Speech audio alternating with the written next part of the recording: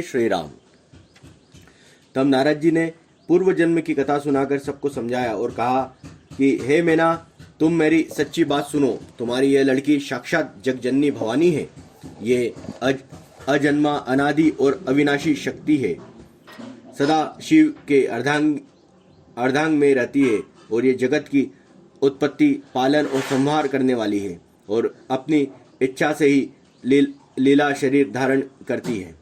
पहले ये दक्ष के घर में जाकर जन्मी थी। तब इसका सती नाम था। बहुत सुंदर शरीर पाया था। वहाँ भी सती शंकर से ही ब्याही गई थी। यह कथा सारे जगत में प्रसिद्ध है। एक बार उन्होंने शिव जी के साथ आते हुए राह में रघुकुल रूप कमल के सूर्य श्री रामचंद्र जी को देखा। तब इन्हें मोह हो गया और इन्होंने शिव जी का कहना न मानकर ब्रह्मवश सीता का वेश धारण कर लिया। सती जी ने जो सीता का वेश धारण किया, उसी अपराध के कारण शंकर जी ने उनका त्याग दिया। फिर शिव जी के वियोग में अपने पिता के यज्ञ में जाकर वही योगाग्नि से भस्म हो गई। अब उन्होंने तुम्हारे जन्म लेकर अपने पति के रूप में कठिन तप किया है। ऐसा जानकर संदेह छोड़ दो। पार्वती जी तो सदा ही शिव जी की प्रिय अर्धांगिनी है। तब नारद के वचन सुनकर सबका विषाद मिट गया और क्षण भर में यह समाचार सारे नगर में घर घर फैल गया। तब मैना और हिमवान आनंद में मग्न हो गए और उन्होंने बार बार पार्वती की चरणों की वंदना की। स्त्री, पुरुष, बालक, युवा और वृद्ध, नगर के सभी लोग बहुत प्रसन्न हुए। नगर में मंगल गीत गाए जाने लगे और सबने भांति भांति के स्वर्ण के कलश सजाए। पाक शास्त्र में जैसी रीति है उसके अनुसार अपने भ्रांति की जोनार हुई रसोई बनी। जिस घर में स्वयं माता भवानी रहती हो, वहाँ की जोनार भोजन सामग्री का वर्णन कैसे किया जा सकता है। हिमाचल ने आनंद पूर्वक सब बारातियों को, विष्णु, ब्रह्मा और सब जाति के देवताओं को बुलवाया। भोजन करने वालों की बहुत सी पंगतें बैठी। चतुर रसोइये परोसने लगे। स्त्रियों की मंडलियां देवताओं को भोजन करते जानकर कोमल वाणी से गालियां देने लगी। सब सुंदरी स्त्रियां मीठे स्वर से गालियां देने लगी और व्यंजन भरे वचन सुनाने लगी। देवगण विनोद सुनकर बहुत सुख अनुभव करते थे, इसलिए भोजन करने में बड़ी देर लगा रहे हैं। भोजन के समय जो आनंद बढ़ा वह करोड़ों मुंह से भी नहीं कहा जा सकता। भोजन कर चुकने पर सबके हाथ मुंह धुलवाकर पानी दिए गए। फिर सब लोग जो वहां ठहरे थे वहां से चले गए। फिर मुनियों ने लौटकर हिमवान को लग्न पत्रिका सुनाई और विवाह का समय देखकर देवताओं को बुला भेजा। सब देवताओं को आनंद सहित बुलवा लिया और सबको यथा योग्य आसन दिए। वेद की रीति से वेदी सजाई गई और स्त्रियां सुंदर श्रेष्ठ मंगल गीत गाने लगी। वेदिका पर एक अत्यंत सुंदर दिव्य सिंहासन था, जिसकी सुंदरता का वर्णन नहीं किया जा सकता, क्योंकि वह स्वयं ब्रह्मा जी का बनाया हुआ था। ब्रह्मा जी को सिर नवाकर और हृदय से अपने स्वामी श्री रघुनाथ जी का स्मरण करके शिव जी उस सिंहासन पर बैठ गए। फिर मुनीश्वरों ने पार्वती जी को बुलाया। सखियां श्रृंगार करके उन्हें ले आई। पार्वती जी के रूप को देखते ही सब देवता मोहित हो गए। संसार में ऐसा कवि कौन है जो उस सुंदरता का वर्णन कर सके। पार्वती जी को जगदम्बा और शिव जी को पत्नी समझकर देवताओं ने मन ही मन प्रणाम किया। भवानी जी की सुंदरता की सीमा है, करोड़ों मुखों से भी उसकी शोभा नहीं कही जा सकती।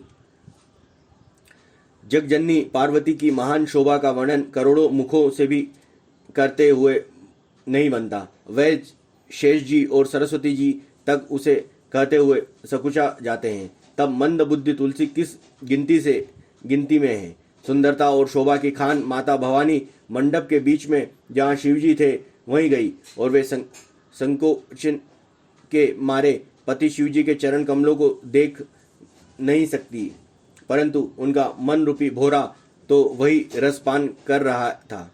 मुनियों की आज्ञा से शिवजी और पार्वती जी ने गणेश जी का पूजन किया। मन में देवताओं को अनादि समझकर कोई इस बात को सुनकर शंका न करे कि गणेश जी तो शिव पार्वती की संतान हैं, अभी विवाह के पूर्व ही वे कहाँ से आ गए। वेदों में विवाह की जैसी रीति कही गई है, मुनियों ने वह सभी रीति करवाई है। पर्वतराज हिमाचल ने हाथ में कुश लेकर तथा कन्या का हाथ पकड़कर उन्हें भवानी शिव पत्नी जानकर शिव जी को समर्पण कर दिया। जब महेश्वर शिव जी ने पार्वती जी का पाणी ग्रहण किया तब इंद्रादि सब देवता हृदय में बड़े ही हर्षित हुए और श्रेष्ठ मुनिगण वेद मंत्रों का उच्चारण करने लगे और देवगण शिव जी का जय जयकार करने लगे। अनेकों प्रकार के बाजे बजने लगे, आकाश में नाना प्रकार के फूलों की वर्षा हुई। शिव पार्वती का विवाह हो गया और सारे ब्रह्मांड में आनंद भर गया। दासी दास, घोड़े, रथ, हाथी, गायें, वस्त्र और मणि आदि अनेक प्रकार की चीजें, अन्न तथा सोने के बर्तन गाड़ियों में लदवा कर दहेज में दिए गए, जिसका वर्णन नहीं किया जा सकता।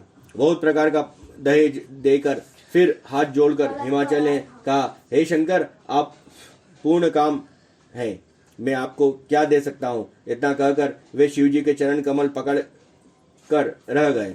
अब कृपा के सागर शिवजी ने अपने ससुर का सभी प्रकार से समाधान किया और फिर प्रेम से परिपूर्ण हृदय से मैना जी ने शिवजी के चरण कमल पकड़े और कहा, हे नाथ, यह उमा मुझे मेरे प्राणों से के समान प्यारी है। आप इसे अपने घर के हटलनी बनाइएगा और इसके सब अपराधों को क्षमा करते रहिएगा। अब प्रसन्न होकर मुझे यही वर दीजिए।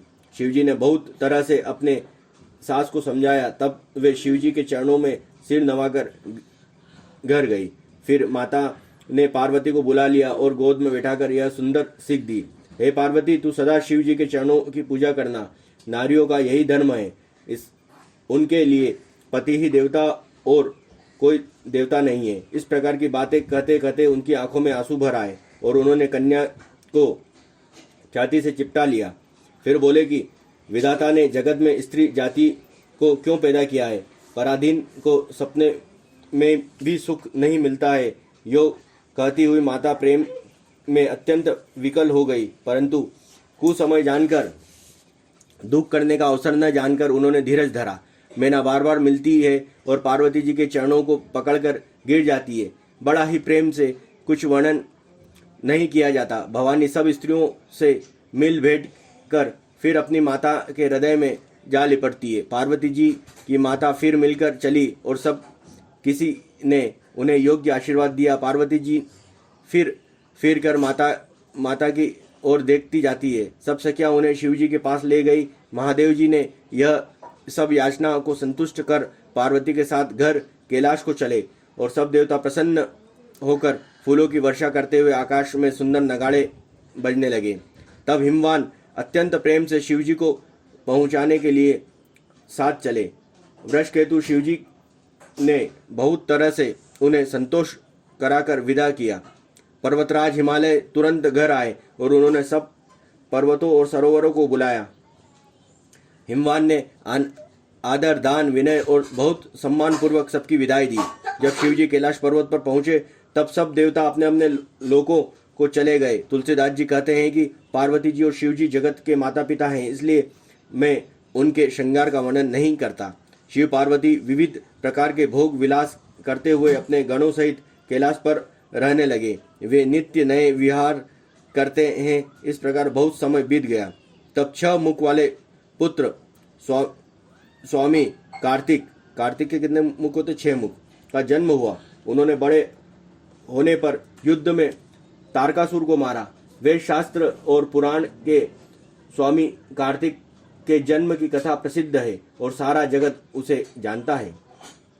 षणानंद स्वामी कार्तिक के जन्म, कर्म, प्रताप और महान पुरुषार्थ को सारा जगत जानता है, इसलिए मैंने वृषकेतु शिवजी के पुत्र का चरित्र संक्षेप में ही कहा है। शिव पार्वती के विवाह की इस कथा को जो स्त्री पुरुष कहेगा और गाएगा वे कल्याण के कार्य और विवाह आदि मंगलों में सदा सुख पावेगा। गिरिजापति महादेव जी का चरित्र समुद्र के समान अपार है। उनका पार वेद भी नहीं पाते। तब अत्यंत मंद बुद्धि और गंवार तुलसी उनका वर्णन कैसे कर सकता है। शिव जी के रसीले और सुहावने चरित्र को सुनकर मुनि भारद्वाज ने बहुत ही सुख पाया। कथा सुनने की उनकी लालसा बहुत बढ़ गई। नेत्रों में जल भर आया और रोमावली खड़ी हो गई। वे प्रेम से मुग्ध हो गए और मुख से वाणी नहीं निकलती। उनकी यह दशा देखकर ज्ञानी मुनि याज्ञवल्क्य बहुत प्रसन्न हुए और बोले, हे मुनीश, आहा, हाँ, तुम्हारा जन्म धन्य है। तुमको गौरीपति शिवजी प्राणों के समान प्रिय हैं। शिवजी के चरण कमलों में जिनकी प्रीति नहीं है, श्री रामचंद्र जी को स्वप्न में भी अच्छे नहीं लगते हैं। विश्वनाथ श्री शिवजी के चरणों में निष्कपट विशुद्ध प्रेम होना, यही राम भक्त का लक्षण है। शिवजी के समान रघुनाथ जी और की भक्ति का व्रत धारण करने वाले कौन हैं, जिन्होंने बिना ही पाप की सती जैसी स्त्री को त्याग दिया और प्रतिज्ञा करके श्री रघुनाथ जी की भक्ति को दिखा दिया।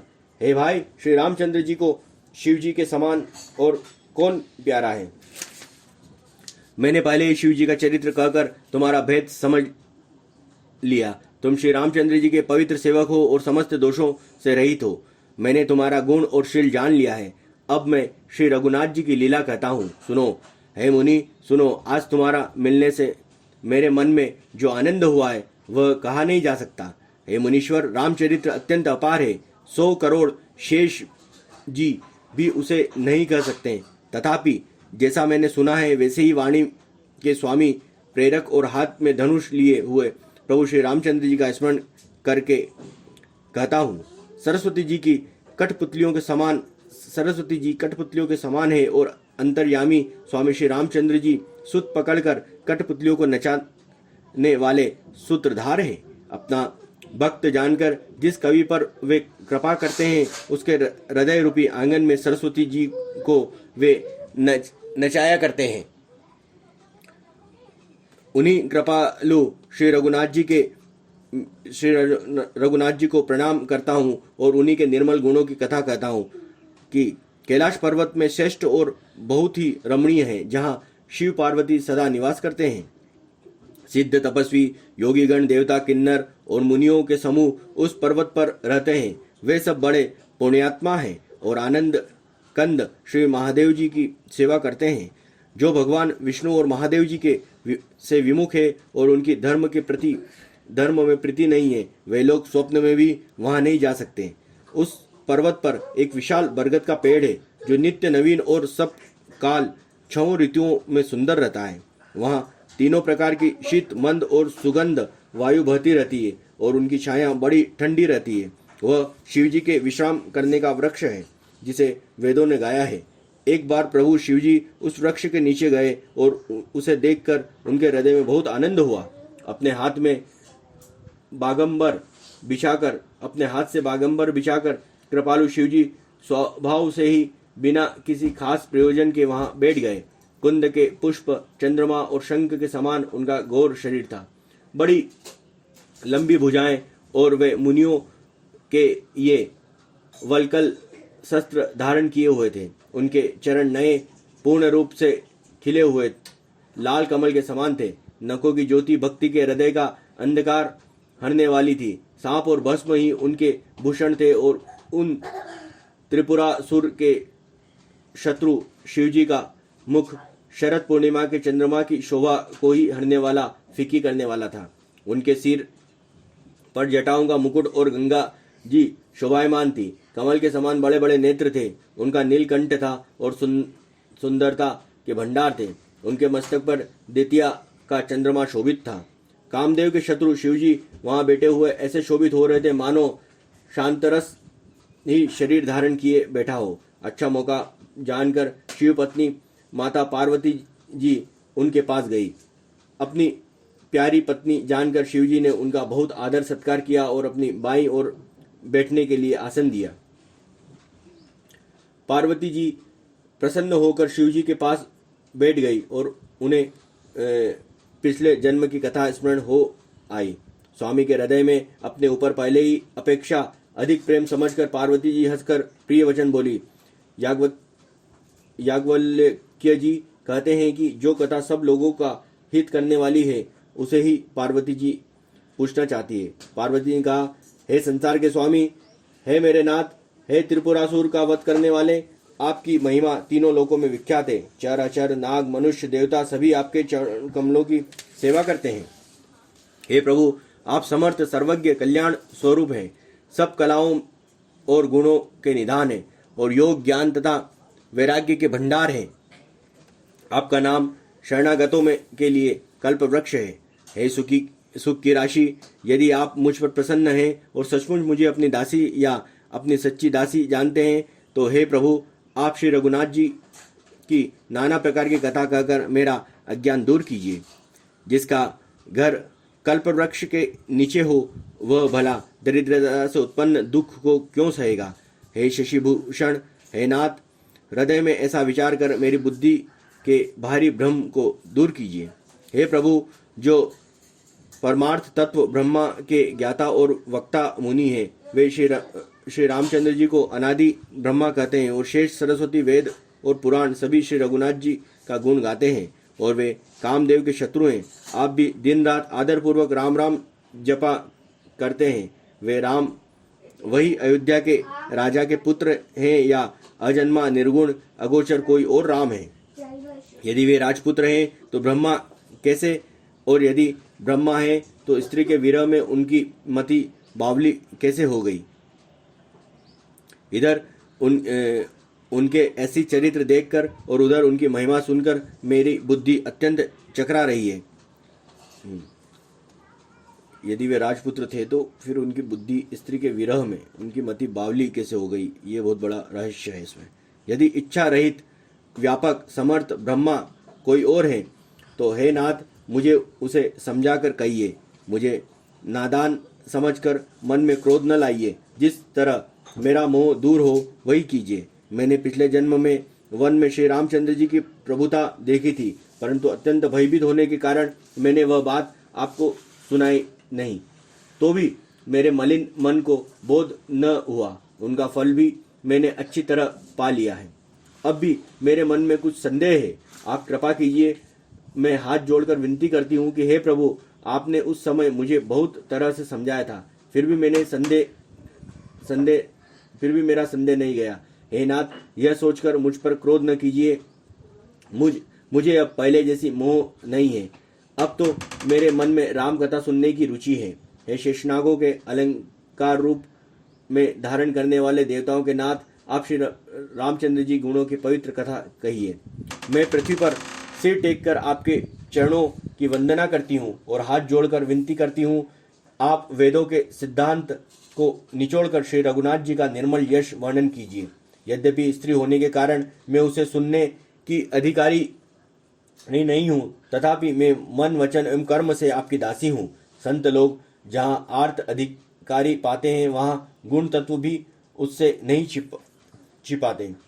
हे देवताओं के स्वामी, मैं बहुत ही आर्त भाव दीनता से पूछती हूँ, आप मुझ पर दया करके श्री रघुनाथ जी की कथा कहिए। पहले जो वह कारण विचार कर बतलाइए जिससे निर्गुण ब्रह्मा सगुण रूप धारण करता है। फिर मैं प्रभु श्री रामचंद्र जी के अवतार जन्म की कथा कहिए और उनका उदार बाल चरित्र कहिए। फिर जिस प्रकार उन्होंने श्री जानकी जी के विवाह किया वह कथा कहिए और फिर यह बताइए कि उन्होंने जो राज्य छोड़ा सो किस दोष से। हे नाथ, फिर उन्होंने वन में रहकर जो अपार चरित्र किए हैं तथा जिस तरह रावण को मारा वह कहिए। मैं सुख स्वरूप शंकर और फिर आप उन सारी लीलाओं को कहिए जो उन्होंने राज्य सिंहासन पर बैठकर की थी। बोलो श्यावर रामचंद्र की जय। परम श्यारम रामचंद्र की जय। पवन पुत्र हनुमान की जय। जय जय महादेव की जय। जय श्या राम। जय श्री राम। हे कृपाधाम, फिर वह अद्भुत चरित्र कहिए जो श्री रामचंद्र जी ने किया। वे रघुकुल शिरोमणि प्रजा सहित किस प्रकार अपने धाम गए। हे प्रभु, फिर आप उस तत्व को समझाकर कहिए जिसकी अनुभूति से ज्ञानी मुनिगण सदा मग्न रहते हैं और फिर भक्ति ज्ञान विज्ञान और वैराग्य का विभाग सहित वर्णन कीजिए।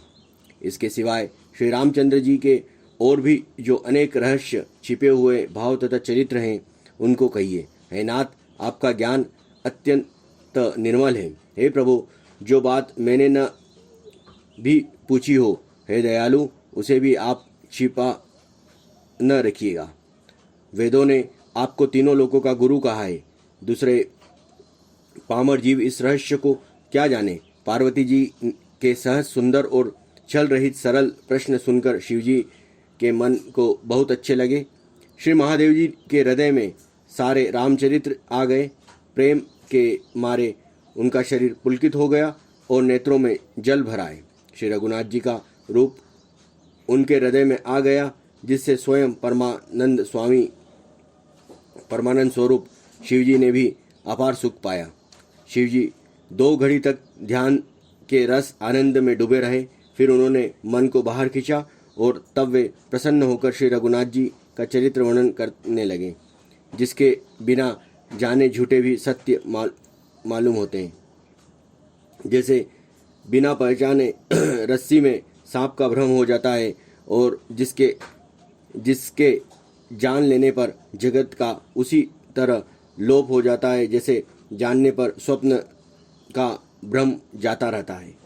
मैं उन्हीं श्री रामचंद्र जी के बाल रूप की वंदना करता हूँ, जिनका नाम जपने से सब सिद्धियाँ सहज ही प्राप्त हो जाती है। मंगल के धाम अमंगल के हरने वाले श्री दशरथ जी के आंगन में खेलने वाले वे बाल रूप श्री रामचंद्र जी मुझ पर कृपा करें। त्रिपुरासुर का वध करने वाले शिवजी श्री रामचंद्र जी को प्रणाम करके आनंद में भरकर अमृत के समान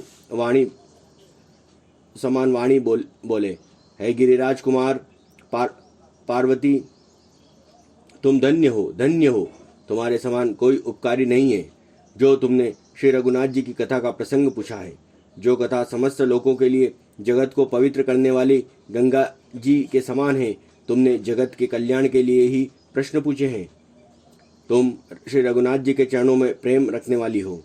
हे पार्वती, मेरे विचार में तो श्री राम जी की कृपा से तुम्हारे मन में स्वप्न में भी शोक, मोह, संदेह और भ्रम कुछ भी नहीं है।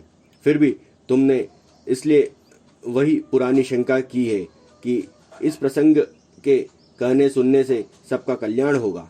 जिन्होंने अपने कानों से भगवान की कथा नहीं सुनी, उनके कानों में छिद्र सांप के बिल के समान है। जिन्होंने अपने नेत्रों से संतों के दर्शन नहीं किए, उनके वे नेत्र मोर के पंखों पर दिखने वाले नकली आंख की गिनती में हैं। वे सिर कड़वी तुम्बी के समान है, जो श्री हरि और गुरु के चरण तल पर नहीं झुकते। जिन्होंने भगवान की भक्ति को अपने हृदय में स्थान दिया है, वे प्राणी जीते हुए भी मुर्दे के समान है। जो जीव श्री रामचंद्र जी के गुणों का गान नहीं करती है, वह मेंढक की जीभ के समान है। वह हृदय व्रज के समान कड़ा और निष्ठुर है, जो भगवान की चरित्र सुनकर हर्षित नहीं होता है। हे पार्वती, श्री रामचंद्र जी की लीला सुनो। यह देवताओं का कल्याण करने वाली और दैत्यों को विशेष रूप से मोहित करने वाली है।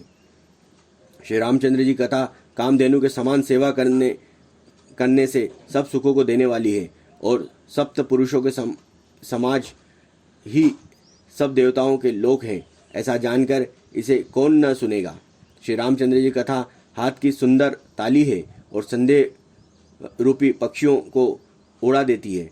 फिर राम कथा कलयुग रूपी वृक्ष को काटने के लिए कुल्हाड़ी है। श्री गिरिराज कुमारी, तुम इसे आदरपूर्वक सुनो। वेदों ने श्री रामचंद्र जी के सुंदर नाम, गुण, चरित्र, जन्म और कर्म सभी अनगिनत कहे हैं। जिस प्रकार भगवान श्री रामचंद्र जी अनंत हैं, उसी तरह उनकी कथा, कीर्ति और गुण भी अनंत हैं। तो भी तुम्हारी अत्यंत प्रीति देखकर जैसा कुछ मैंने सुना है, जैसी मेरी बुद्धि है, उसी के अनुसार मैं कहूँगा। हे पार्वती, तुम्हारा प्रश्न स्वाभाविक ही सुंदर, सुखदायक और सम्मत है, और मुझे तो बहुत ही अच्छा लगा है। परंतु हे पार्वती, एक बात मुझे अच्छी नहीं लगी, यद्यपि वह तुमने मोह के वश में होकर ही कही हो। तुमने जो यह कहा कि वे राम कोई और हैं, जिन्हें वेद गाते हैं, मुनिजन जिनका ध्यान धरते हैं, जो मोह रूपी पिशाच के द्वारा ग्रस्त हैं, पाखंडी हैं, भगवान के चरणों से विमुख हैं और जो झूठ सच कुछ भी नहीं जानते, ऐसे अधम मनुष्य ही इस तरह कहते सुनते हैं। जो अज्ञान, मूर्ख, अंधे और भाग्यहीन हैं और जिनके मन रूपी दर्पण पर विषय रूपी काई जमी हुई है, जो व्यभिचारी, छली और बड़े कुटिल हैं, जिन्होंने कभी स्वप्न में भी संत समाज के दर्शन नहीं किए और जिन्हें अपनी लाभ हानि नहीं सूझती, वही ऐसी वैध विरुद्ध बातें कहा करते हैं। जिनका हृदय रूपी दर्पण मेला है और जो नेत्रों से हीन है, वे बेचारे श्री रामचंद्र जी का रूप कैसे देखें।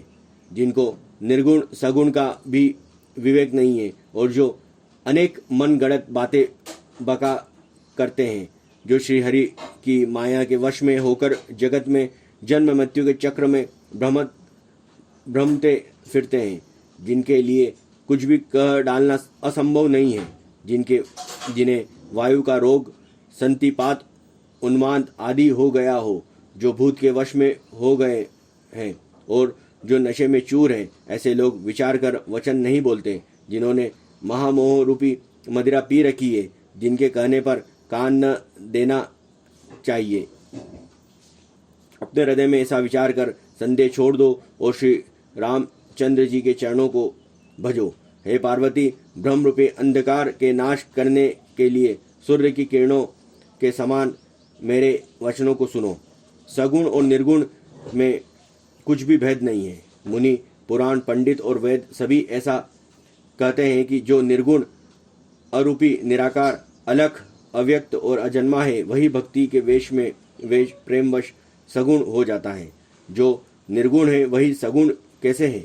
जैसे जल और ओले में भेद नहीं है, दोनों जल ही है, ऐसे ही निर्गुण और सगुण एक ही है, जिनका नाम ब्रह्म रूपी अंधकार के मिटाने के लिए सूर्य है। उसके लिए मोह का प्रसंग भी कैसे कहा जा सकता है? श्री रामचंद्र जी सच्चिदानंद सूर्य हैं, वहाँ मोह रूपी रात्रि का लवलेश भी नहीं है। वे स्वभाव से ही प्रकाश रूपी और षडेश्वर युक्त भगवान है। वहाँ तो विज्ञान रूपी प्रातःकाल भी नहीं होता। अज्ञान रूपी रात्रि हो तब तो विज्ञान रूपी प्रातःकाल हो। भगवान तो नित्य ज्ञान स्वरूप है। बोलो श्यावर रामचंद्र की जय, पवन पुत्र हनुमान की जय, जय जय महादेव की जय, जय श्री राम।